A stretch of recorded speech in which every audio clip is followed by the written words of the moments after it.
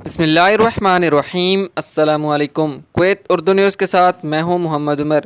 آج کی اس ویڈیو میں کویت سے آج کی تازہ ترین نیوز اپڈیٹ شامل کرتے ہیں۔ خبر ہے کہ کویت میونسپلٹی کے ڈائریکٹر جنرل انجینئر احمد المنفوئی نے کہا ہے کہ وہ 14 اگست بروز اتوار کو جیرہ اور اس کے آس پاس کے علاقوں میں ریاستی املاک پر قائم تمام خلاف ورزیوں اور زیادتیوں کو ختم کرنے کے لیے ایک جامع اور بڑی مہم کی قیادت کریں گے۔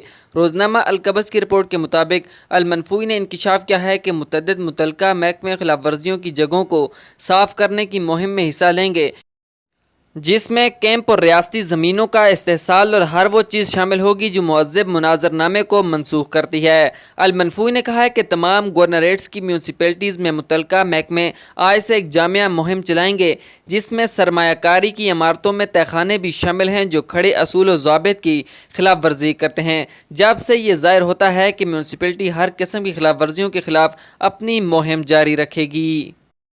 اگلی خبر کی جانب بڑھتے ہیں کہ کویت سے تقریباً 289 بیرون ملک مقیم فلپائنی کارکنوں کو کویت سے فلپائن واپس بھیج دیا گیا ہے، کیونکہ وہ اقامتی قوانین کی خلاف ورزی اور مفرور مکاتبات میں ملوث تھے۔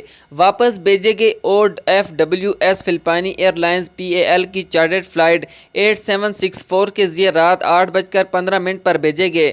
DMW یعنی ڈپارٹمنٹ آف مائیگرنٹ ورکرز نے کہا ہے کہ کویتی حکام نے گزشتہ مہینوں کے دوران OFWs ان افراد کو ایک جاری کریک ڈاؤن کے ایک حصے کے طور پر گرفتار کیا ہے، جس میں زیادہ قیام کرنے والے تارکین وطن کارکنوں کو نشانہ بنایا گیا ہے، جن میں وہ لوگ بھی شامل ہیں جو اپنے آجروں سے بھاگ گئے تھے۔ اگلی خبر کی جانب بڑھتے ہیں کہ سکیورٹی ٹیم نے فروانی اور مبارکہ میں جعلی اشیاء فروخت کرنے پر 4 دکانوں کو بند کر دیا ہے۔